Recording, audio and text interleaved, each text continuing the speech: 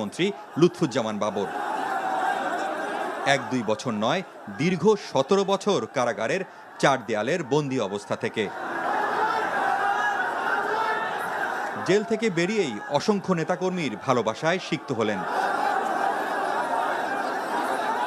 নেতাকে কাছে পেয়ে আনন্দে আত্মহারা কেন্দ্রীয় কারাগারের সামনে হাজারো নেতাকর্মী।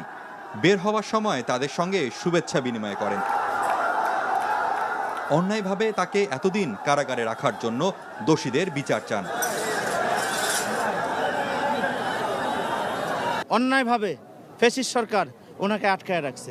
খুবই আনন্দিত, আল্লাহর কাছে কোটি কোটি শুকরিয়া আদায় করছি যে উনি স্বাভাবিক আমাদের মাঝখানে উনি স্বাভাবিকভাবে ফিরে আসছে। আমি দোয়া করি লুৎফুজ্জামান বাবর যেন সিংহ পুরুষ হিসেবে যেরকম নেত্রকোনার বাসী মনে করি সেই সিংহ পুরুষই যেন থাকে।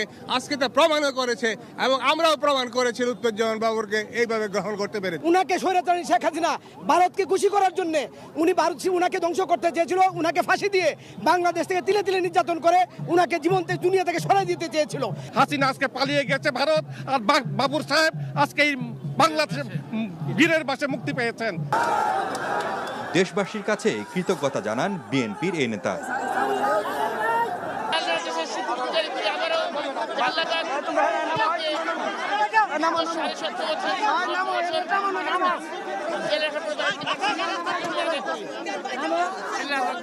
দু 2007 সালের 28 মে তত্ত্বাবধায়ক সরকারের আমলে গ্রেপ্তার হন লুৎফুজ্জামান বাবর। এরপর 21 আগস্ট গ্রেনেড হামলা, 10 ট্রাক অস্ত্রসহ বিভিন্ন মামলায় তার দণ্ড হয়। গত বছরের 5 আগস্ট ছাত্র জনতার অভ্যুত্থানে আওয়ামী লীগ সরকারের পতনের পর এসব মামলায় আপিল শুনানি শেষে একে একে খালাস পান তিনি।